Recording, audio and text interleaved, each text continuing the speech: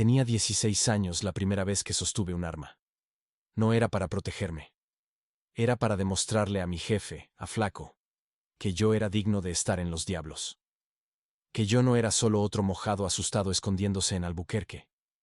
Que yo era alguien.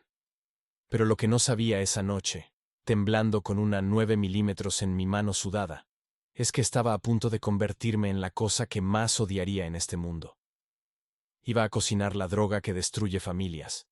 Iba a vender veneno. Y un día, ese mismo veneno me consumiría hasta dejarme sin nada. Absolutamente nada. Esta es mi historia. Y si hoy estás viendo esto, si algo te trajo aquí, no es casualidad. Porque lo que voy a contarte podría salvarte de cometer los mismos errores que casi me cuestan la vida. Pero antes de continuar, suscríbete a Verdades que Duelen. Dale like a este video para que YouTube se lo muestre a alguien que necesita escucharlo. Y si en algún momento de esta historia sientes que Dios está hablándote, deja un amén en los comentarios. Porque te prometo, lo que viene va a remover algo dentro de ti. Mi nombre es Miguel. Pero en la calle me conocían como Fantasma. Y durante 5 años, ese nombre fue lo único que tuve. Todo comenzó cuando tenía 15 años. Mi familia cruzó la frontera desde Chihuahua buscando el sueño americano. Ya sabes la historia. Mis padres querían una vida mejor. Querían oportunidades que México no nos daba. Querían futuro para sus hijos. Cruzamos el desierto de Arizona una noche de julio. Recuerdo cada detalle de esas 12 horas caminando. El calor durante el día que te quemaba la piel. El frío de la noche que te hacía tiritar. Mi madre llorando en silencio cuando pensaba que nadie la veía. Mi padre con los ojos fijos adelante, sin decir palabra, cargándome en su espalda cuando mis piernas ya no podían más. Éramos 6 familias. Solo 5 lo logramos. Una familia completa murió de deshidratación a 3 kilómetros de la carretera. Los encontraron 2 días después. Tenían una niña de mi edad.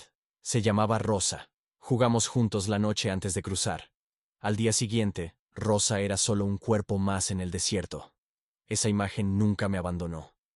Pero tampoco me detuvo. Llegamos a Albuquerque, Nuevo México.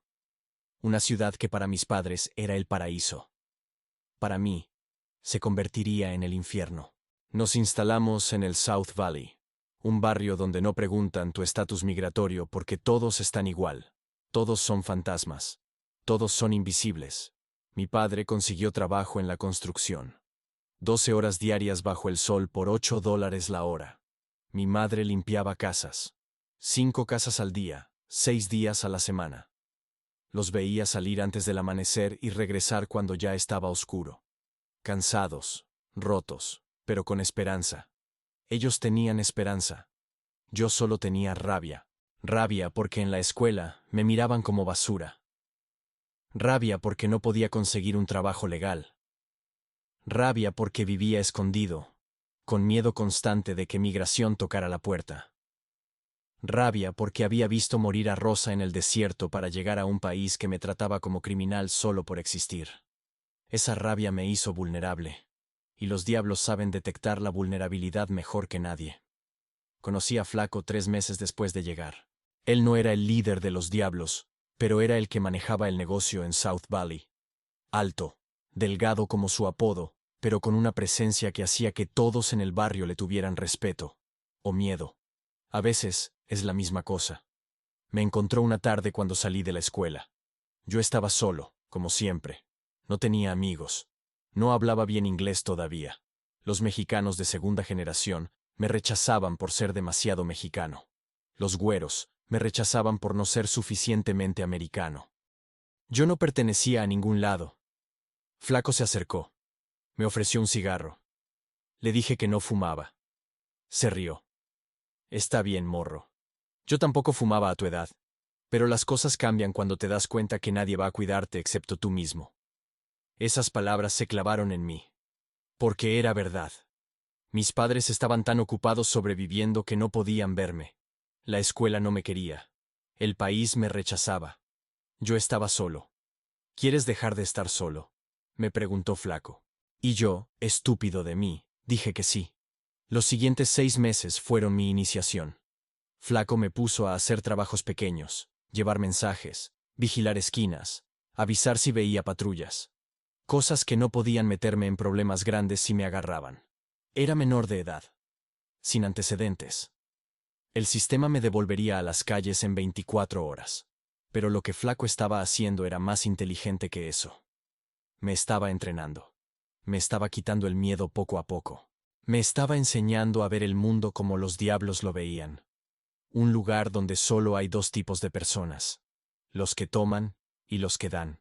Los fuertes y los débiles. Los que comen y los que son comidos. Y yo no quería ser comido nunca más.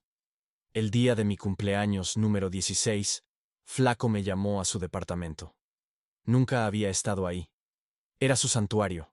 Solo los de confianza entraban. Cuando crucé esa puerta, supe que mi vida había cambiado para siempre. Había 6 hombres en esa sala, todos mayores que yo. Todos con historias escritas en cicatrices y tatuajes. Todos me miraban, evaluándome, decidiendo si era digno. Flaco puso una pistola en la mesa frente a mí. Una 9 milímetros. Negra. Pesada. Hermosa y aterradora al mismo tiempo. Hoy te conviertes en hombre, morro. Hoy te conviertes en diablo. Pero primero necesito saber si tienes los huevos para estar aquí. Me dio una dirección.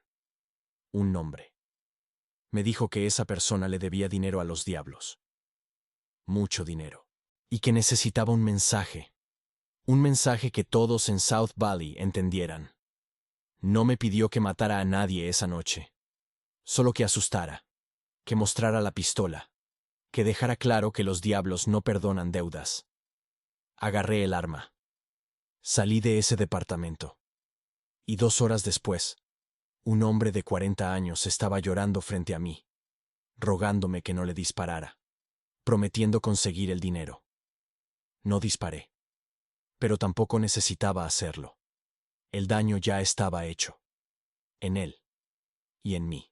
Porque esa noche, cuando regresé al departamento de Flaco con la pistola todavía caliente en mis manos temblorosas, algo dentro de mí murió. La parte que creía en bondad. La parte que pensaba que había otra forma de vivir. La parte que todavía era Miguel. Esa noche nació Fantasma. Flaco me abrazó como si fuera su hijo. Los otros hombres me dieron la mano. Me ofrecieron cerveza. Me llamaron hermano. Por primera vez desde que crucé el desierto, sentí que pertenecía a algo. Que importaba. Que existía. Era una mentira. Pero Dios, qué mentira tan dulce. 3 semanas después, Flaco me dio mi verdadero trabajo. El trabajo que me haría importante en los diablos. El trabajo que me convertiría en alguien que nadie podía tocar. Pero también el trabajo que sembró las semillas de mi propia destrucción. Morro, tú eres inteligente. Te vi, prestas atención. Tienes manos firmes. Y lo más importante, no eres adicto. Todavía. Me llevó a una casa en las afueras de Albuquerque. Desde fuera parecía abandonada. Adentro era un laboratorio. No un laboratorio de película. Era sucio. Olía a químicos y a muerte. Había 3 hombres cocinando crack en estufas improvisadas. Esta va a ser tu casa ahora, fantasma. Te voy a enseñar el negocio. Y si aprendes bien, te voy a poner a cargo de tu propia cocina. Vas a ganar más dinero del que tus padres verán en toda su vida. Y entonces me dijo algo que debí haber tomado como advertencia. Algo que se convirtió en la regla de oro de los diablos. Escúchame bien, morro. Esta mierda que vamos a cocinar, la vas a vender. La vas a distribuir. Vas a ver lo que le hace a la gente. Pero nunca, nunca, nunca la consumas. ¿Me entiendes? Lo que se vende no se consume. Esa es la regla. El día que rompas esa regla, estás muerto. Tal vez no físicamente, pero tu alma, tu mente, todo lo que eres, muere. Asentí. Entendí. Y por 3 años, seguí esa regla al pie de la letra. Aprendí el proceso, la química básica, las proporciones exactas, las temperaturas, los tiempos. Me volví bueno. Demasiado bueno. En 6 meses estaba manejando mi propia cocina.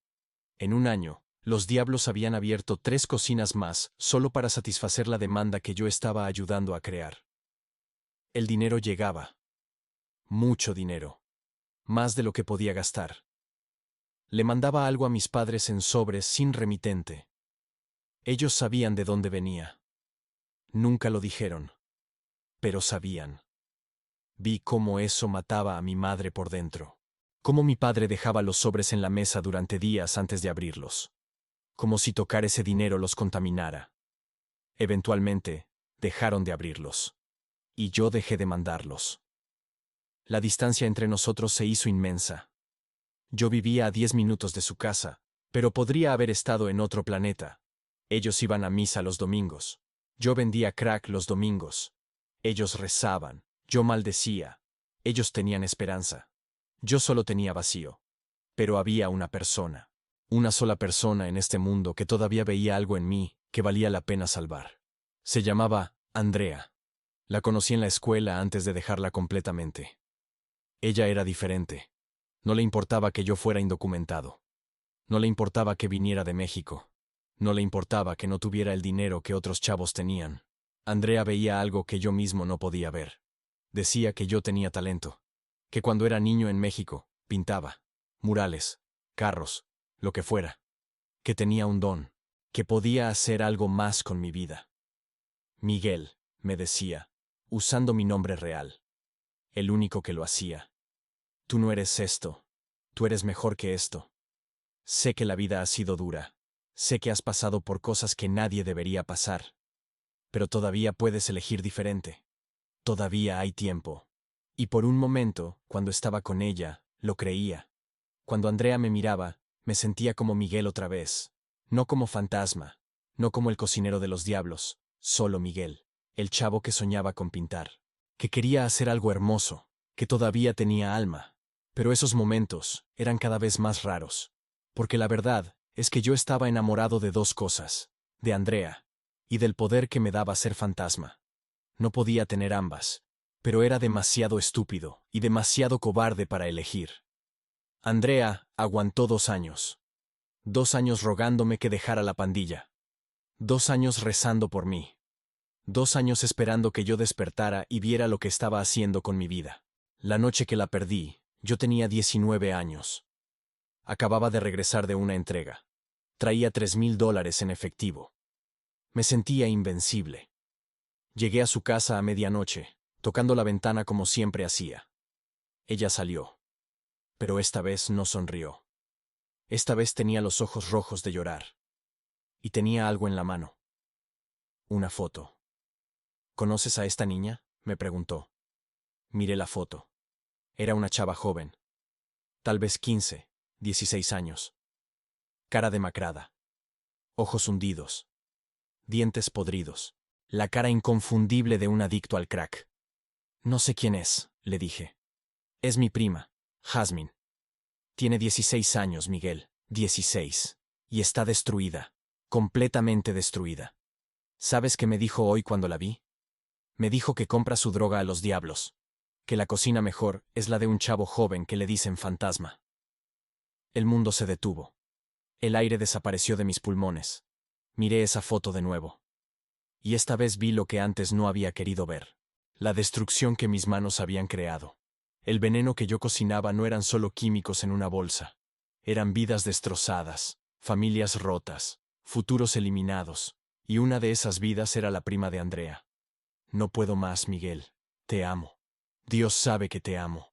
Pero no puedo estar contigo sabiendo que tú eres parte de lo que está matando a mi familia. Tienes que elegir. Hoy. Ahora. Los diablos o yo. La calle o un futuro. La muerte o la vida. Y yo, cobarde hasta el final, le dije algo imperdonable. Tú no entiendes, Andrea. No es tan fácil. No puedo simplemente salirme. Los diablos son mi familia ahora. Esto es lo que soy. Ella me miró. Y por primera vez en 2 años, no vi amor en sus ojos. Vi decepción. Vi lástima. Y algo peor. Vi que se estaba rindiendo. Tienes razón, Miguel. No entiendo. Porque el Miguel que conocí, el que me hacía reír, el que tenía sueños, ese Miguel ya murió. Solo queda fantasma. Y fantasma no es nada más que un cobarde escondiéndose detrás de una pandilla porque tiene miedo de ser alguien real. Se dio la vuelta. Entró a su casa. Y cerró la ventana. Y yo me quedé ahí parado en su jardín, con $3,000 en el bolsillo y absolutamente nada en el alma. Esa fue la última vez que vi a Andrea. Los siguientes 6 meses fueron una espiral descendente. Sin Andrea, sin mis padres, que se habían mudado a Arizona sin decirme, dejándome solo en Albuquerque, sin nada que me atara a alguna versión decente de mí mismo, me hundí más profundo en los diablos. Cocinaba más, vendía más, ganaba más. Pero nada llenaba el vacío que Andrea había dejado. Nada borraba su última mirada. Nada silenciaba sus palabras. Fantasma no es nada más que un cobarde. Y entonces rompí la regla de oro. No fue planeado. No fue una decisión consciente. Fue una noche especialmente mala. Una noche donde el silencio de mi departamento vacío se sentía como 1000 voces gritándome que era basura. Una noche donde cada superficie reflejaba la cara de Andrea diciendo que me había rendido. Había terminado de cocinar un batch. Estaba solo en la casa. Normalmente empacaba todo inmediatamente y me iba. Pero esa noche me quedé mirando las piedras de crack.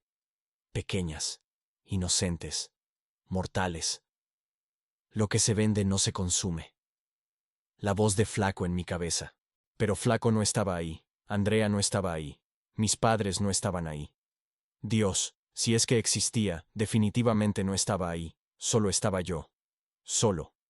Roto. Vacío. Agarré una piedra. Solo una. Solo para ver qué se sentía. Solo para entender qué era lo que hacía que la gente como Yasmin destruyera sus vidas por esto. La fumé. Y por 30 minutos, todo el dolor desapareció. Andrea desapareció. Mi familia desapareció. El desierto donde murió Rosa desapareció. Todo desapareció excepto una sensación de euforia que nunca había experimentado. Me sentí poderoso, completo, vivo, y entonces se acabó. Y cuando se acabó, el vacío que regresó fue 10 veces peor. 100 veces peor. El dolor era tan intenso que pensé que me iba a matar. Necesitaba más. Inmediatamente. Desesperadamente. Fumé otra piedra. Y otra. Y otra. Esa noche fumé medio kilo de crack. Producto que debía valer miles de dólares. Producto de los diablos. Producto que me iba a costar la vida. Cuando salí de ese viaje 3 días después, había perdido 6 kilos. No recordaba haber comido. Apenas recordaba haber dormido. Y lo peor es que lo único que quería era más. Me había convertido exactamente en lo que Flaco me advirtió que nunca debía ser. Un adicto. Un consumidor. Alguien que había cruzado la línea de la que no hay retorno. Traté de ocultarlo. Seguí cocinando. Pero ahora cocinaba más de lo necesario. Porque parte era para vender. Y parte era para mí. Me convencí de que podía controlarlo. Que solo lo haría de vez en cuando. Que no era como los otros adictos. Todos los adictos nos decimos esas mentiras. En 2 meses, estaba fumando crack todos los días. Había perdido 20 kilos. Mis manos temblaban constantemente. Tenía alucinaciones. Paranoia extrema. Estaba convencido de que migración me buscaba específicamente. Que cada carro que pasaba era la policía. Que cada sonido era una redada. Dejé de salir de mi departamento. Solo salía para ir a cocinar. Y después regresaba directo a encerrarme. Fumaba. Cocinaba. Fumaba más. Un ciclo sin fin. Los diablos se dieron cuenta. Flaco se dio cuenta. Pero para ese momento, yo ya no les importaba. Había cumplido mi propósito. Había entrenado a otros cocineros. Ya no era necesario. Era solo otro adicto más. Descartable. Me cortaron. Sin ceremonias. Sin explicaciones. Un día simplemente dejaron de llamar. Dejaron de mandar producto. Dejaron de mandar dinero. Estaba solo. Y cuando el crack que tenía se acabó, el verdadero infierno comenzó. Vendí todo. Mi computadora, mi teléfono, mi ropa, mis zapatos, todo lo que tenía valor. Pero nunca era suficiente. El crack te consume más rápido de lo que puedes conseguir dinero para comprarlo. Empecé a robar. Pequeñas cosas al principio. Comida de tiendas. Carteras descuidadas. Pero la adicción escala rápido. Pronto estaba robando en casas. En carros. Lo que fuera para conseguir mi próxima dosis. Una noche, estaba tan desesperado que intenté asaltar a alguien. Un hombre saliendo de un bar. Le puse un cuchillo y le exigí su dinero. El hombre me miró. Y en lugar de miedo, vi lástima. El mismo tipo de lástima que vi en los ojos de Andrea la última vez que nos vimos. Hijo, me dijo calmadamente. Puedes quedarte con mi cartera. Aquí está. Pero por favor, busca ayuda, por favor. Mírate. Estás muriendo. Me dio su cartera. Y se fue. Sin llamar a la policía. Sin pelear. Solo se fue. Abrí la cartera. Había $120. Suficiente para varias dosis. Pero también había una foto. El hombre con su familia, su esposa. 2 hijos pequeños. Acababa de robarle a un padre de familia. A alguien que probablemente trabajaba tan duro como mi padre trabajó. A alguien que solo quería llegar a casa con sus hijos. Me había convertido en monstruo. Y lo peor es que ni siquiera me importó lo suficiente para detenerme. Usé esos $120 para comprar crack esa misma noche. Pero la paranoia había alcanzado niveles insoportables. Estaba convencido de que migración me buscaba, que los diablos querían matarme por haber robado su producto, que la policía tenía mi descripción. Pasaba días enteros encerrado en mi departamento, mirando por la ventana, temblando, fumando, repitiendo el ciclo. Hasta que una noche, drogado y paranoico, algo dentro de mí se quebró. Necesitaba aire, necesitaba moverme, necesitaba salir de esas 4 paredes que se habían convertido en mi prisión. Salí a caminar. Era pasada la medianoche. Las calles estaban vacías. El aire frío de noviembre me golpeó la cara. Por un momento, sentí algo parecido a claridad. Y entonces lo vi. A 2 cuadras de mi departamento, un chavo joven, probablemente 17 o 18 años, estaba pintando graffiti en una pared. Colores brillantes, rojo y azul. Los colores de los sureños. La pandilla rival de los diablos. Este pendejo estaba marcando territorio. En mi barrio. En mi calle. Un bloque de mi casa. Algo dentro de mí. Algo más allá de la razón, más allá del pensamiento, explotó. 3 años de rabia, de dolor, de vergüenza, de odio a mí mismo. Todo dirigido a este chavo que tenía la audacia de pintar en mi barrio. Corrí hacia él. No pensé. No planeé. Solo corrí. El chavo me vio demasiado tarde. Giró. Sus ojos se abrieron. Trató de correr. No lo logró. Lo alcancé. Lo tiré al suelo. Y empecé a golpearlo. Una y otra vez. En la cara. En las costillas. En la espalda. Golpe tras golpe. Sangre en mis manos. Sangre en mi ropa. Sangre en el pavimento. No sé cuánto tiempo pasó. Pudieron ser segundos. Pudieron ser minutos. Pero en algún momento escuché sirenas. Vi luces rojas y azules. Sentí manos jalándome, alejándome del chavo que ahora estaba inmóvil en el suelo. En el piso ahora. Me tiraron, me esposaron. Me leyeron mis derechos en inglés que apenas entendía. Y mientras me llevaban a la patrulla, vi al chavo. Respiraba. Estaba vivo. Pero apenas. Yo lo había casi matado. Por un graffiti. Por nada. En la estación de policía, cuando revisaron mi identificación, cuando vieron que era indocumentado, cuando vieron mi historial de arrestos menores, tomaron una decisión rápida. ICE fue notificado.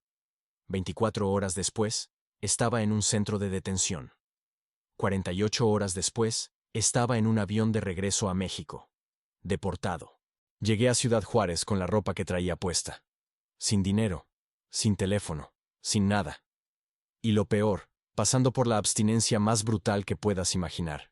El crack te agarra y no te suelta, tu cuerpo grita por él. Tu mente se fragmenta sin él. El dolor es tan intenso que preferirías estar muerto. Y en esos primeros días en Juárez, quise estar muerto. Traté de contactar a mis padres, no tenía su número. No sabía exactamente dónde estaban en Arizona. Y aunque lo supiera, ¿qué les iba a decir? Hola mamá. Hola papá. Su hijo el pandillero fue deportado. Soy adicto al crack. Casi mato a alguien. ¿Me pueden ayudar? No tenía a nadie. No tenía nada. Solo una adicción que me estaba matando lentamente. Juárez es una ciudad dura. Especialmente para los deportados. Especialmente para los adictos. Hay lugares donde puedes conseguir droga barata. Lugares donde nadie pregunta de dónde sacaste el dinero. Lugares donde todos están igual de perdidos que tú. Me hundí en ese mundo. Dormía en refugios cuando había espacio. En la calle cuando no había. Robaba. Mendigaba. Hacía lo que fuera necesario para conseguir mi próxima dosis. Hubo días donde no comí, solo fumé. Días donde no dormí, solo fumé. Días donde olvidé mi nombre, solo fumé. Dios, si es que existía, se había olvidado de mí. O tal vez yo me había olvidado de Dios. Probablemente ambas cosas eran ciertas. Mi madre me había criado católica. De niño iba a misa, rezaba, creía. Pero en algún punto del camino, perdí esa fe. O la cambié por la falsa fe en los diablos, en el dinero, en el poder. Ahora no tenía ni la fe verdadera ni la falsa. Solo tenía un vacío infinito que trataba de llenar con crack. Y nunca era suficiente. Pasaron meses, 4, 5, 6. Perdí la cuenta. Los días se fusionaban en una niebla gris de búsqueda y consumo. Buscar droga. Conseguir droga. Fumar droga. Repetir. Mi cuerpo estaba destruido. Pesaba probablemente 50 kilos. Mis dientes se estaban cayendo. Tenía llagas en la piel que no sanaban. Infecciones constantes. Tos que no se iba nunca. Sabía que me estaba muriendo. Lentamente. Dolorosamente. Pero no me importaba. O tal vez sí me importaba, pero no tenía fuerzas para hacer nada al respecto. Y entonces llegó el día que cambió todo. El día que, aunque suene dramático decirlo, Dios finalmente miró hacia mí. O yo finalmente miré hacia Dios. No sé cuál fue primero. Era un día de julio. Insoportablemente caliente. Yo llevaba 2 días sin fumar porque no había conseguido dinero. La abstinencia me estaba matando. Temblores, sudores fríos, náusea, dolor en cada músculo, alucinaciones. Caminaba sin rumbo por las calles de Juárez, buscando algo que robar, alguien a quien pedirle dinero, cualquier cosa. Y entonces vi un taller mecánico, pequeño, viejo, con un letrero que decía, Taller Don Héctor, pintura y hojalatería. No sé qué me hizo detenerme. Tal vez el letrero que decía, pintura. Tal vez porque me recordó a cuando era niño y pintaba. Tal vez solo fue sed y vi una llave de agua afuera. Me acerqué a la llave. Bebí como animal. El agua fría bajando por mi garganta. La primera sensación buena que había tenido en días.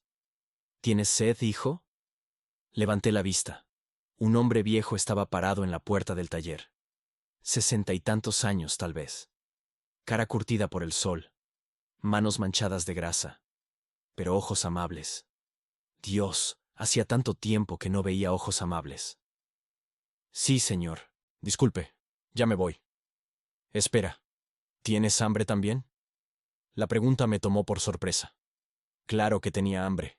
No recordaba la última vez que comí algo real. Sí, señor, pero no tengo dinero. El viejo sonrió. No te pedí dinero. Te pregunté si tenías hambre. Pasa, estaba por comer. Hay suficiente para 2. Dudé. Todos los instintos de supervivencia que había desarrollado en la calle gritaban que era trampa, que nadie da nada gratis, que este viejo quería algo de mí. Pero estaba tan cansado de sobrevivir, tan cansado de desconfiar, tan cansado de todo. Entré al taller. Adentro olía a pintura y aceite. Había un carro a medio pintar. Herramientas organizadas en las paredes, todo limpio, ordenado. El tipo de orden que había olvidado que existía. El viejo me llevó a una pequeña oficina en la parte de atrás. Sacó 2 platos de comida que claramente su esposa le había preparado. Arroz, frijoles, pollo, tortillas. Me entregó un plato. Me senté. Y comí. Traté de comer despacio. Traté de tener dignidad. Pero no pude. Comí como animal hambriento. Porque eso es lo que era. El viejo no dijo nada. Solo comió su plato. Observándome. Sin juzgar. Solo observando. Cuando terminé, finalmente habló. ¿Hace cuánto que no comes así? No sé, días, semanas tal vez. ¿Y hace cuánto que no comes sin estar drogado? Me congelé. ¿Cómo lo sabía? ¿Era tan obvio? Él sonrió tristemente. Hijo, fui adicto durante 15 años. Sé reconocer a uno cuando lo veo. Sé reconocer la mirada, el temblor, la desesperación. ¿Usted era adicto? Heroína. Comencé a los 17. No paré hasta los 32. Perdí todo. Esposa, hijos, trabajo, dignidad, todo. hasta que Dios me encontró, o yo encontré a Dios. Todavía no sé cuál fue primero. Nos quedamos en silencio, yo procesando lo que acababa de escuchar. Este hombre, este viejo digno con su taller ordenado y su comida casera, había estado donde yo estaba. ¿Cómo salió? Pregunté finalmente. No salí yo solo, necesité ayuda, de Dios, de mi familia, de personas que creyeron en mí cuando yo no podía creer en mí mismo, y mucha, mucha fuerza de voluntad. Cada día eligiendo no usar, cada día eligiendo vivir un día más.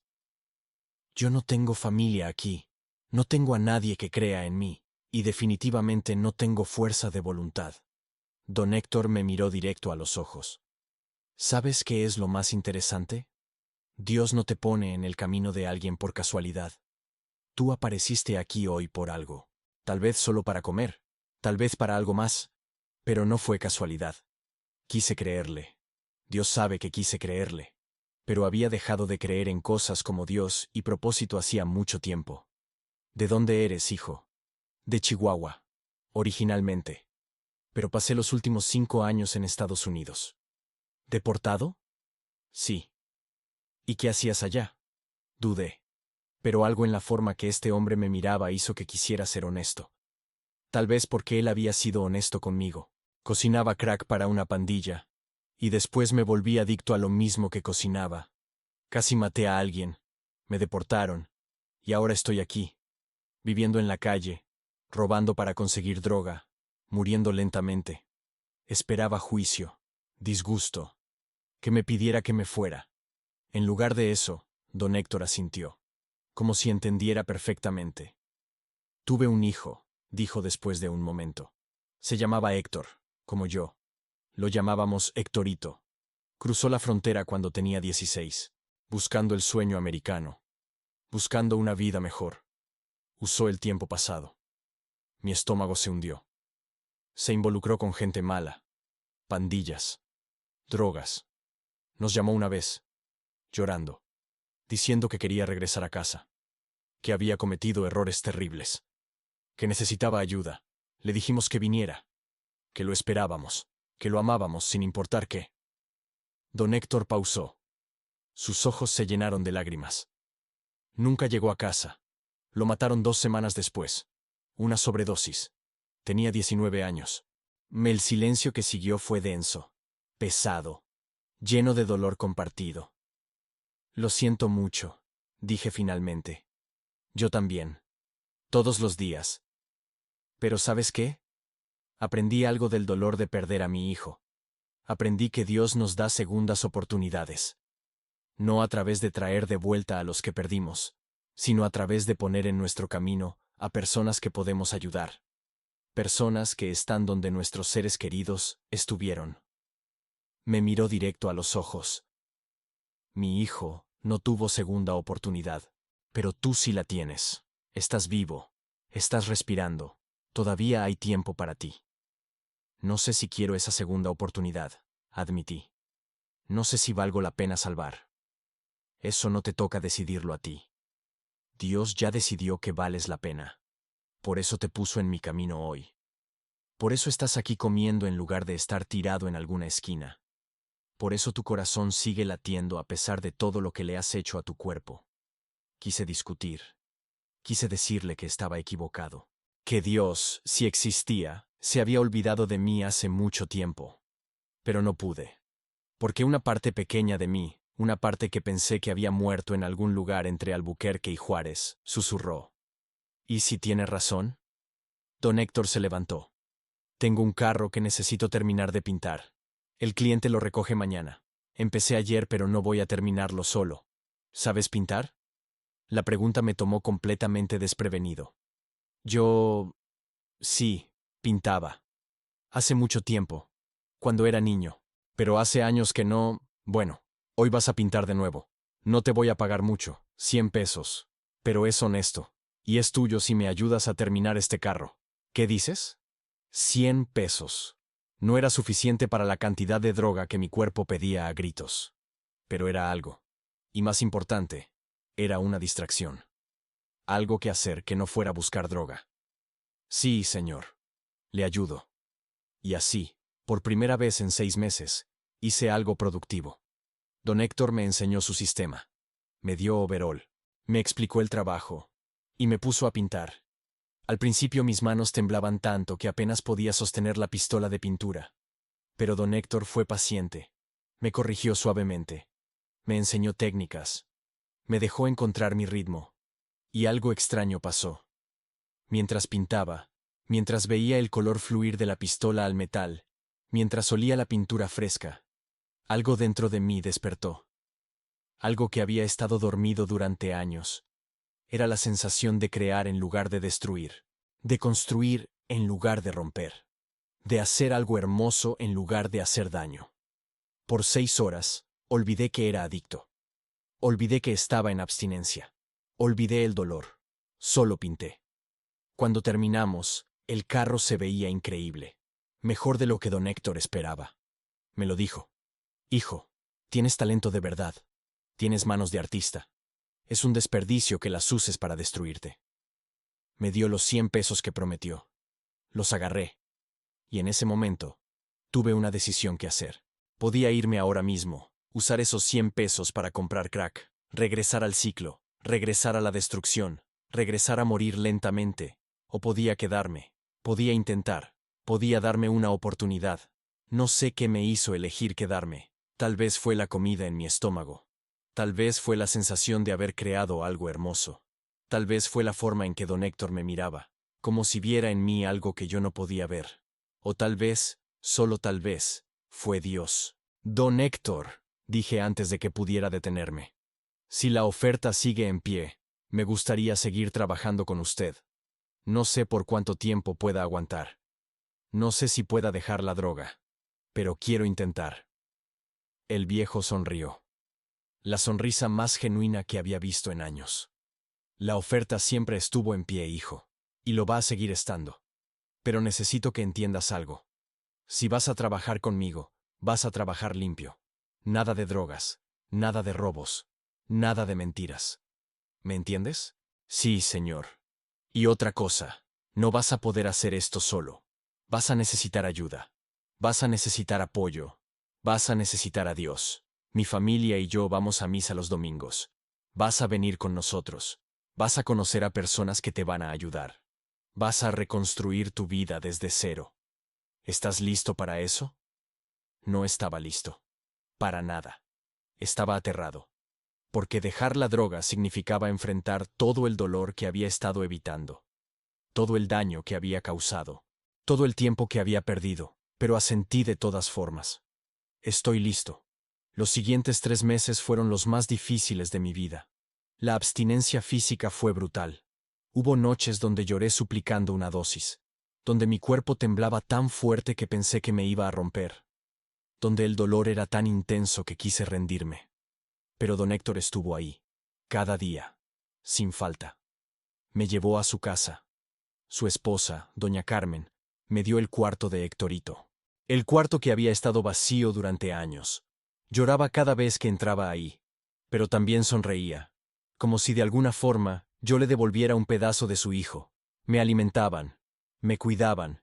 Me recordaban que era humano cuando yo olvidaba. Y me llevaban a misa. Cada domingo sin falta. Al principio resistí. ¿Dios? ¿Después de todo lo que había hecho? ¿Después de todo el daño que causé? ¿Después de haber vendido veneno a niños? ¿Después de haber casi matado a alguien? Pero el padre de la iglesia, Padre Miguel, tenía una respuesta para eso. Hijo, Dios no te ama por lo que hiciste. Te ama a pesar de lo que hiciste. Tu pasado no define tu futuro. Tu arrepentimiento sí. Tu voluntad de cambiar sí. Tu decisión de elegir vida en lugar de muerte sí. Y lentamente, muy lentamente, empecé a creer. No fue un cambio dramático. No hubo momento donde una luz brilló y todo se arregló. Fue gradual. Un día a la vez. A veces una hora a la vez. A veces un minuto a la vez. Pero cada día que elegía no usar era una victoria. Cada día que me despertaba en el cuarto de Héctorito, y no en la calle, era un milagro. Cada día que pintaba carros en lugar de cocinar crack era un paso hacia ser Miguel otra vez. Y un domingo en particular, 3 meses después de haber aparecido en el taller de don Héctor, algo cambió. Estábamos en la casa después de misa. Doña Carmen había preparado una comida enorme. Pozole. Mi favorito. Había otras familias también. Amigos de don Héctor. Personas que me habían aceptado a pesar de saber mi historia. Antes de comer, todos se tomaron de las manos para rezar. Don Héctor me miró. Me extendió su mano. Del otro lado, doña Carmen hizo lo mismo. Y mientras rezábamos, mientras agradecíamos a Dios por la comida, por la familia, por las bendiciones, algo dentro de mí se rompió. En el buen sentido. Lloré. Ahí frente a todos. Lloré como no había llorado en años.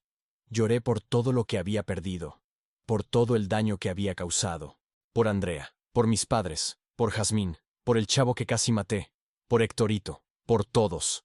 Pero también lloré de gratitud, porque a pesar de todo, a pesar de haber tocado fondo de la peor manera posible, estaba vivo, estaba sobrio, estaba rodeado de personas que me amaban, estaba en casa. Después de la cena, don Héctor me llevó aparte. Miguel, quiero preguntarte algo. Y quiero que seas honesto. Lo que sea, don Héctor. ¿Quieres quedarte? ¿De verdad? ¿Quieres reconstruir tu vida aquí? ¿O todavía piensas en regresar a Estados Unidos? ¿A tu vida anterior? La pregunta me golpeó duro, porque sí había pensado en eso, en Andrea, en mis padres, en la posibilidad de regresar algún día, de arreglar las cosas.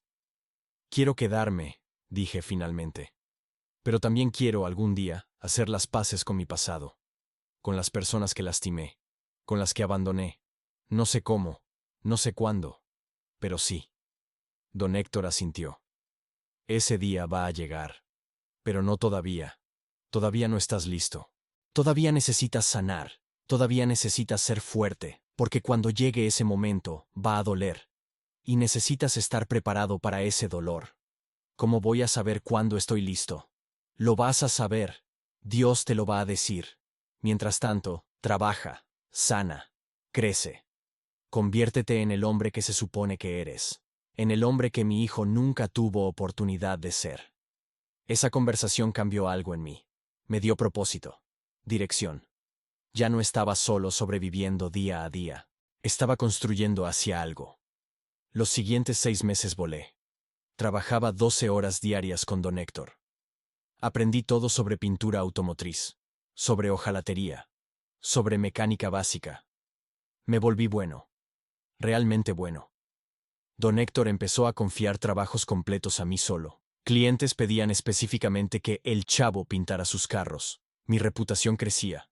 Y mientras trabajaba, sanaba. Gané peso. Recuperé color en mi cara. Mis manos dejaron de temblar.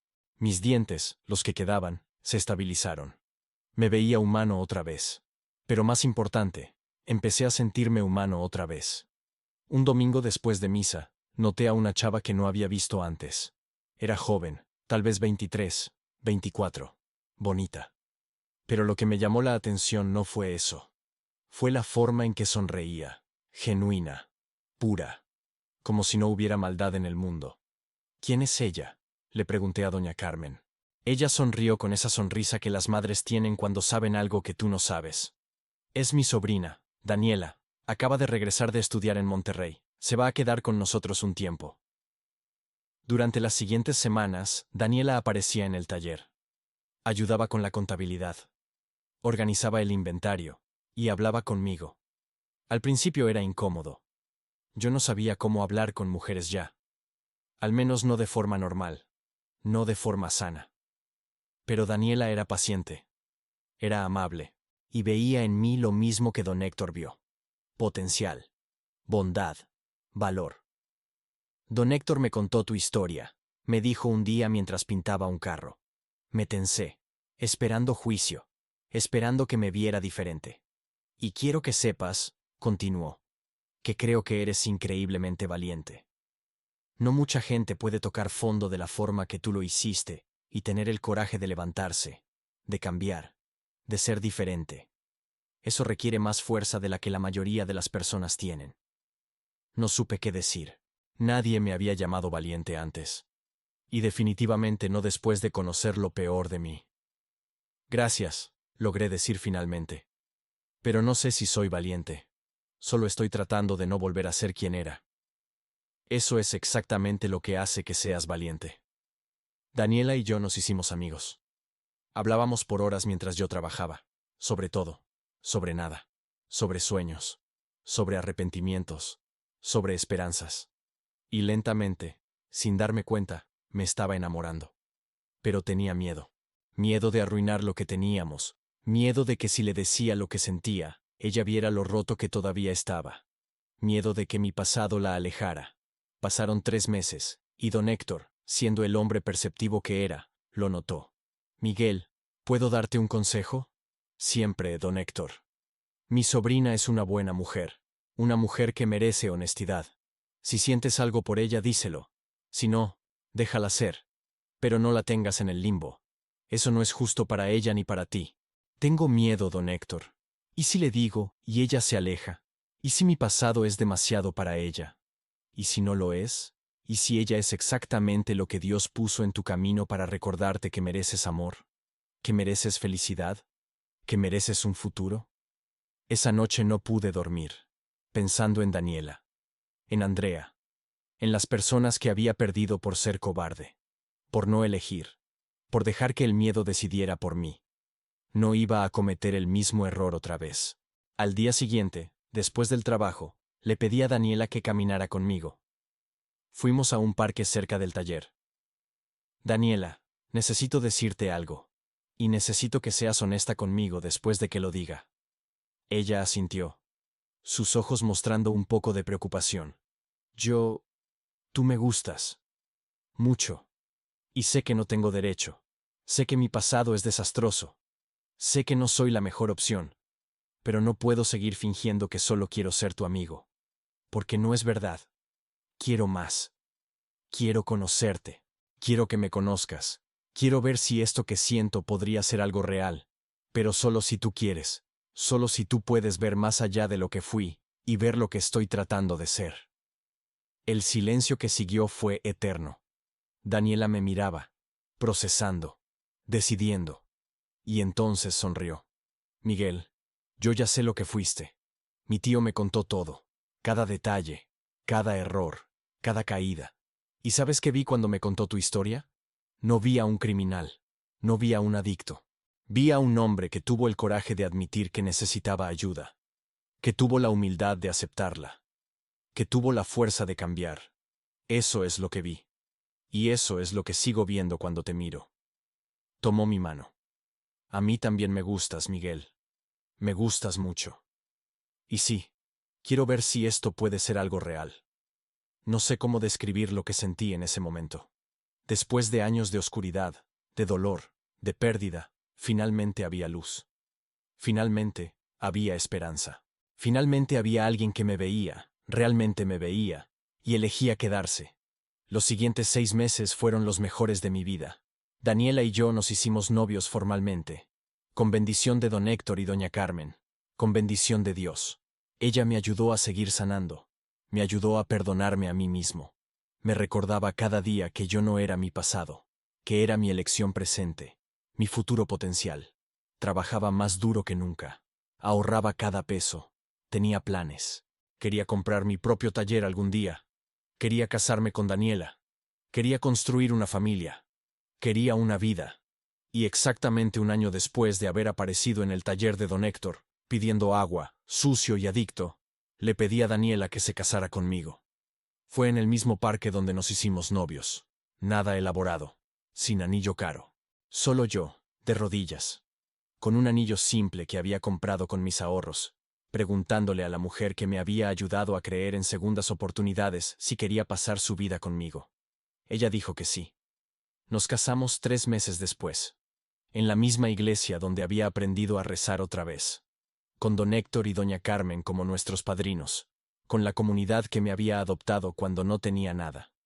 El padre Miguel ofició la ceremonia, y durante sus palabras dijo algo que nunca olvidaré. Miguel, hace un año llegaste a esta comunidad roto, adicto, sin esperanza, y hoy estás aquí, entero, sobrio, casándote con una mujer increíble. Eso no es suerte, eso no es coincidencia, eso es la gracia de Dios. Eso es lo que pasa cuando eliges vida sobre muerte, luz sobre oscuridad, amor sobre miedo. Miré a Daniela. Luego miré a don Héctor, a doña Carmen, a todas las personas que habían creído en mí, y por primera vez en mi vida me sentí completo. Ya no era fantasma. Ya no era el cocinero de los diablos. Ya no era el adicto en la calle de Juárez.